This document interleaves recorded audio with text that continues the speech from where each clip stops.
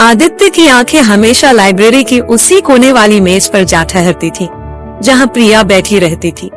उसके चश्मे के पीछे गहरी सोचती हुई आंखें और किताबों में खोए रहने की आदत आदित्य को वह बेहद प्यारी लगती थी।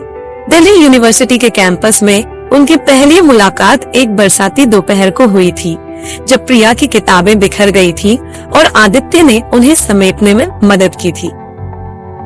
एक शर्मीला धन्यवाद और एक हल्की सी मुस्कान, बस यहीं से शुरुआत हुई। दोस्ती धीरे धीरे पनपी। लाइब्रेरी में साथ बैठना, कॉफी शॉप पर चाय पर लंबी बहसें करना। प्रिया कॉफी नहीं पीती थी। कैंपस के किसी कार्यक्रम में एक दूसरे को ढूंढ लेना। आदित्य को प्रिया की कविताओं से प्यार हो गया, जो वह कभी कभी अपनी डायरी में लिखती थी। प्रिया आदित्य के हास्य बोध और दुनिया को देखने के उसके निराले नजरिए की कायल हो गई। पर प्यार का इजहार वह किसी एक्सपेरिमेंटल फिल्म की तरह कठिन लगता था। आदित्य डरता था कि कहीं दोस्ती न खो जाए।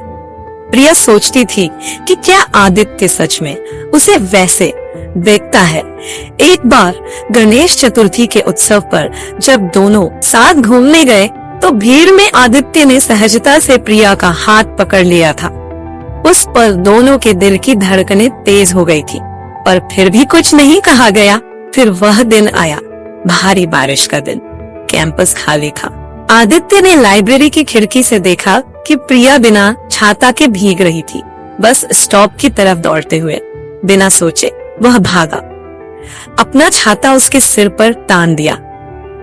प्रिया, तुम पागल हो गई हो? इतनी तेज बारिश में बिना छाता के? आदित्य की आवाज में चिंता थी। प्रिया ने चौंक कर देखा।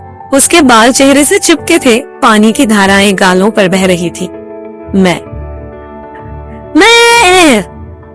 मैं सोचा बारिश रुक जाएगी। दोनों छोटे से शेर में खड़े थे।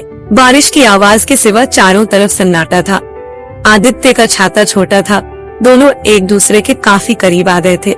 आदित्य ने प्रिया के चेहरे से पानी का एक बूंद अपने अंगूठे से पोंछा, यह जाने बिना कि उसने ऐसा क्यों किया।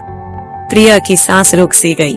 उसकी आंखों में एक सवाल था, एक उम्मीद थी। आदित्य, उसने फुसफुसाया। उस पल बारिश की लय के साथ आदित्य के सारे डर धुल गए। प्रिया, उसने कहा, आवाज थोड़ी कांप रही थी पर ईमानदारी से भरी हुई।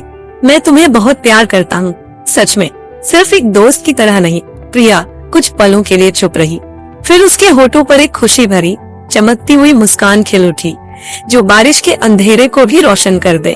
उसने आदित्य का हाथ अपने हाथों में लिया।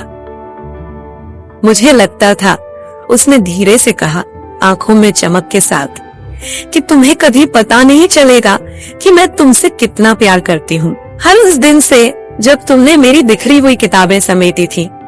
बारिश की बूंदें छत पर ताल बजा रही थी और उस छोटे से शेड में दो दिलों की धड़कनें उसी ताल में धड़क रही थी। छाता अब सिर्फ एक बहाना था करीब आने का। उस दिन बारिश ने न सिर्फ धरती को सींचा, बल्कि दो आत्माओं के बीच पनप रहे प्यार को भी सींच दिया। उनका प्यार उसी बारिश की तरह शुद्ध, ताजा और जीवन भर बहने वाला था। और यह कहानी अभी शुरू ही हुई थी।